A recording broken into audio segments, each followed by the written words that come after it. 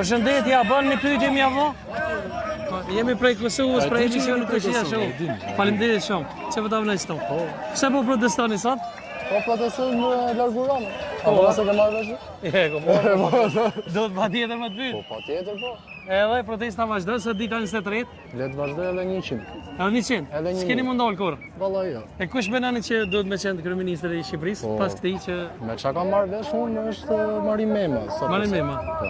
Sot për sot. A vjen ai në protestë kjo, vjen? Po ne e dim që po.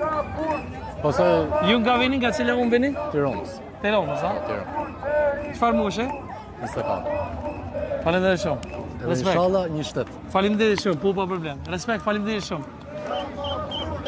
Hajde shkojmë bashkë. Shikues të nderuar, jemi bashkë edhe me dy italianë që kanë ardhur me përkrah protestën. Apo na ndihmon në përkthem.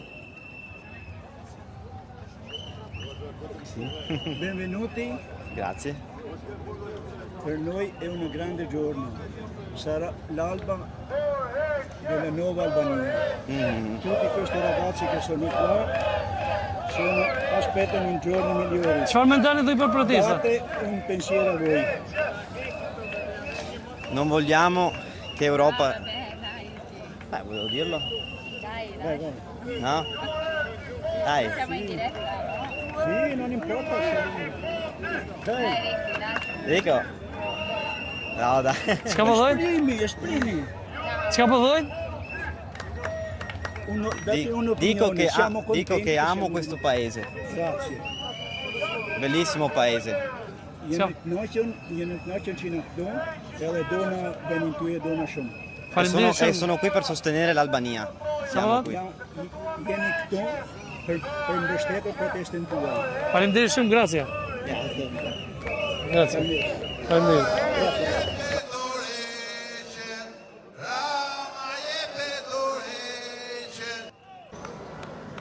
Shikues të nderuar, ja ku jemi me një gazetar shumë të guximshëm, Osman Stofa. Osman, faleminderit shumë që pranoi intervistën. Me kënaqësi. Shumë respekt edhe të falenderoj shumë që gjete kohën edhe mundësinë, edhe pse je shumë aktiv në protesta. Pse një gazetar përkrah protestën në fakt? Se të kam po që je shumë aktiv. Kjo protestë në fakt nuk është një protestë e thirrur nga partitë politike, është hera e parë në 36 vite në Shqipëri që një protestë nuk thirret nga partitë politike, por thirret nga vetë qytetarët shqiptar për hallet e tyre.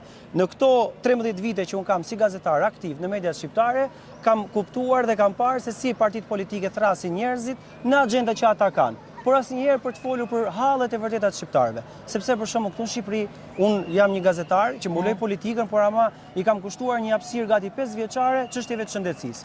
Sepse në Shqipëri ne nuk kemi ilaç në spitalin onkologjik, sepse ne nuk kemi pajisje në spitalin onkologjik, madje për brakiterapinë që ne nuk na punon këtu, kanë shkuar në Kosovë. Pra Kosova ka brakiterapi, ka PET scan, Shqipëria nuk ka as PET scan, i cili është një diagnostikim shumë i rëndësishëm për pacientët që vojnë nga kanceri. Ne për shembull në